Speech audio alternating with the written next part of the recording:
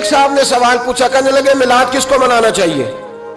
میں نے کہا اس بیٹی کو منانا چاہیے میلاد جو زندہ ہوتی تھی تو دفن کر دیا جاتا تھا، پر میرے رسول نے فرمایا اب جو بیٹی پالے گا نا میں اس کا بازو پکڑ کے جنت میں ساتھ لے کے جاؤں گا۔ میں نے کہا میلاد اس ماں کو منانا چاہیے جس کا بیٹا گلے میں رسی ڈال کے ماں کو منڈی میں بیچ آتا تھا۔ میرے مصطفیٰ کریم نے فرمایا جنت 7 آسمانے کے اوپر سدرۃ المنتہا کے پاس تھی، پر میں نے وہاں سے کھینچ کے لا کے ماں کے قدموں کے نیچے رکھ دی ہے۔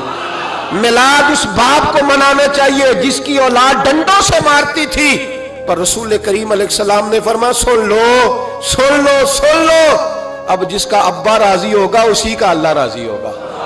میں نے کہا میلاد اس غریب کو منانا چاہیے جو بھینس کی طرح بکری کی طرح منڈی میں بکتا تھا، پر مصطفیٰ نے کالے رنگ والے حبشی غلام کو سینے سے لگا کے کہا غریبوں کو چھوٹا نہ سمجھنا، میں اللہ کے رسول جب جنت میں جاؤں گا تو آگے بھی غریب ہوں گے، پیچھے بھی غریب ہوں گے، دائیں بھی غریب ہوں گے، بائیں بھی غریب ہوں گے۔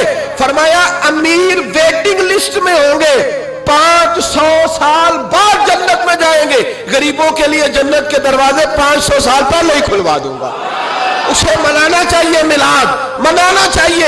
اور میں نے کہا مولوی سن تجھے پوچھتا کوئی نہ، تیرا ذکر کوئی نہ کرتا، لیکن تو منبر پہ بیٹھا ہے، تو محمد عربی کے نام کا کھا رہا ہے، تو علی کے نام کا کھا رہا ہے، تو عمر عثمان اور ابو بکر کے نام کا کھا رہا ہے، تو حسنین کا صدقہ کھا رہا ہے۔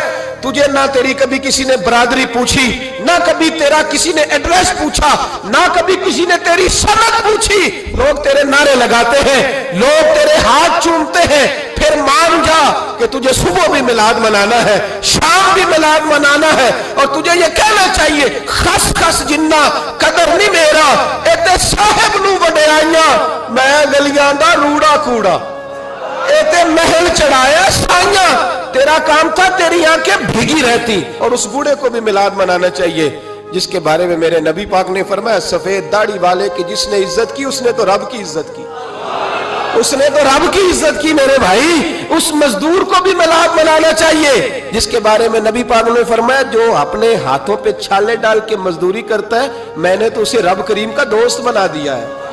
ہر اس طبقے کو میلاد منانا چاہیے جسے میرے رسول نے عزت عطا فرمائی۔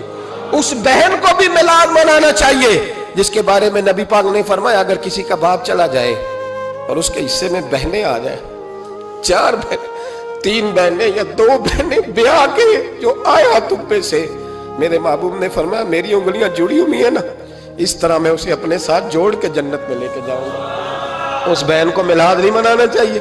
میرے رسول پاک نے فرمایا جس کی بیٹی واپس آ جائے، طلاق ہو گئی یا بیوہ ہو گئی، واپس آ گئی، نام بچ سکی واپس آ گئی، فرمایا واپس آنے والی بیٹی کی جو باپ خدمت کرے گا میرے رسول پاک فرماتے ہیں میں قیامت میں اس کا سفارشی بنوں گا۔ تو اس بیوہ کو اور طلاق یافتہ کو میلاد نہیں منانا چاہیے، وہ اس رسول کا ذکر نہیں کرے گی جس نے اتنا درجہ دے دیا، اتنا نواز دیا۔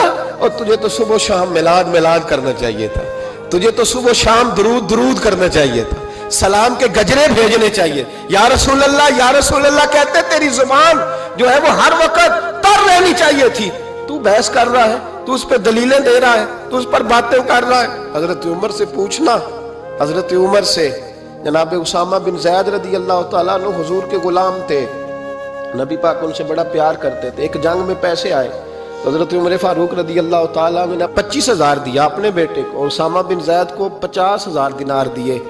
بیٹا کہنے لگا ابا جی وہ تو چھوٹے ہیں میں بڑا ہوں، وہ حضور کے زمانے میں بچے تھے میں جہاد کرتا تھا، یہ آپ نے کیا کیا؟ تو حضرت عمر رو پڑے، کہنے لگے بیٹا یہ تیرے باپ کے سر پر جو عزت کے بال ہے یہ مصطفیٰ کے اگائے ہوئے ہیں۔ یہ نبی پاک، اسامہ سے نبی پاک کا پیار بڑا تھا، حضور کی محبت بڑی تھی۔ بیٹا اس کے ناک سے ریٹ نکلتی تھی تو رسول پاک اپنے ہاتھوں سے صاف کر دیتے تھے، حضور اس کو گود میں بٹھاتے تھے۔ میں کیسے بھول جاؤں رسول پاک کے احسانات کیسے۔ حضرت عمر جا رہے تھے تو مکے کے رستے میں ایک تنا آیا، کھجور کا خشک تنا، حضرت عمر نے اس کو بازوؤں میں لے کے رونا شروع کر دیا۔ عمر کیا ہوا؟ کہنے لگے یہاں تو میں اونٹ چرایا کرتا تھا، یہاں اور میرا باپ مجھے مارا کرتا تھا، دیکھو آج عمر نعرہ لگاتا ہے تو کیسر و کسرا کام، او بھائی اصلہ نال جے نیکی کریے، ہاں اصلہ نال جے اصلہ نال جے نیکی کریے، تے وہ نسلاں تاک نہیں بھول دے ہاں بے اسلام نال نیکی کریے تے پھول کنڈیاں نال تول دے. اور سن تیری دنیا بھی حضور کے صدقے بنی اور تیری قبر میں بھی کوئی ساتھ نہیں جائے گا, کوئی ساتھ نہیں جائے گا. قبر میں بھی مصطفیٰ کریم صلی اللہ ہو. اور دیکھنا قبر کے اندر بھی کبھی کوئی گیا ہے؟ قبر میں بھی رسول پاک, قبر میں بھی رسول پاک, قبر میں بھی رسول پاک. میرے استاد فرمایا کرتے تھے بتاؤ جس قبر میں نبی پاک آئیں گے وہاں عذاب کیا ہونا ہے؟ جب حضور ہی آ گئے تو عذاب کیا ہونا ہے؟ نبی پاک تو جدھر سے گزر جائیں رب وہ جگہ جنت بنا دیتا ہے. وہاں کیا عذاب ہونا ہے؟ وہاں تو دیدار ہونا ہے. تیری قبر میں بھی نبی پاک.